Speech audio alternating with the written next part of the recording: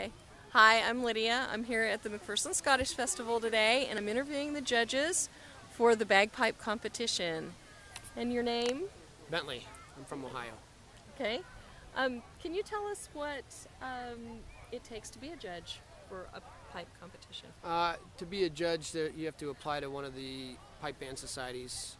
There's this territory is the Midwest Society, and then there's an Ontario Society, and there's the Eastern United States Society. Those are the three that are the closest to this part of the country, and you have to apply and take a certain number of certification exams and practical exams, and if you pass all those, then you have to do some apprentice judging, where you work with some judges who are already on the panels, practicing writing sheets, and then they go over your comments and make sure that you're on the right track, thinking of the right things, covering the whole range of evaluations that you're supposed to cover, and then you just get hired when people need people and do what you can. Okay. So you travel around to quite a few? Are there quite a few? Well, the thing is that it's expensive to have judges fly in and for them to pay for flights and hotels and things like that. So a lot of the judges, or a lot of the contests, try to use local people as much as they can. But a lot of those local people are very integrated with the bands and the competitors. So they try to get a certain percentage of their judges from outside the area so that there's this objectivity. And so Ohio is the very easternmost part of the Midwest Society. So I get hired to do a lot of things in the Midwest on the west side out here. And then people in Ohio hire judges from the EUSP, Eastern Pipe Band Association, because Ohio is on the far west side of their band. So I kind of go to the west side of our territory, and then they try to mix it up. Yeah.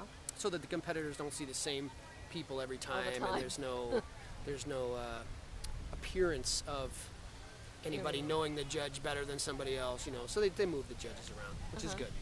So what do you grade on when you grade a competition like this? Well, it depends on what role you're serving. In the pipe band competition, there are three different kinds of judges. There's a piping judge who primarily just looks at the pipe section and ignores everything else. And there's a drumming judge who the same thing with the drums. And there's an ensemble judge who's looking at how well the various sections are integrated. And so when you're looking as a piping judge, you're looking at clarity of presentation, proper musical structure, sound quality, sound stability. You make subtractions for note errors and pipers kind of trying to hide, dropping in and out, tempos not being appropriate, different types of errors, things that detract from what an objective observer might find. Drumming is the same way. They grade on technical ability, how well the drummers play the technical scores together, the creativity of the score, how complex the score is, and how, instead of doing the same thing over and over and over again in the drum scores. And the ensemble guys look for how well the drummers and the pipers are playing together. Are they playing at the same tempo? Are they all hitting the downbeats together? Is one of them playing a really dot cut style, one of them playing an even style? Doesn't really go very well together.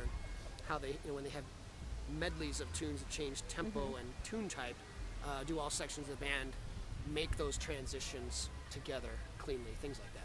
So there's a lot that goes into it. Oh yeah, definitely. A lot more than anybody thinks.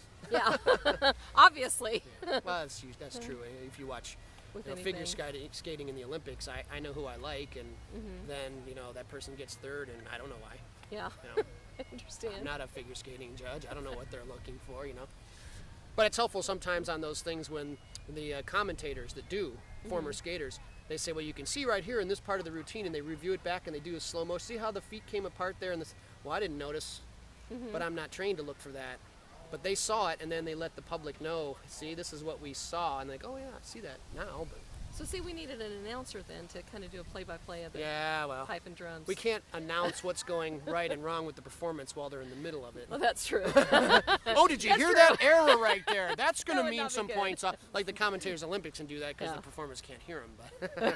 But There you go. So, yeah.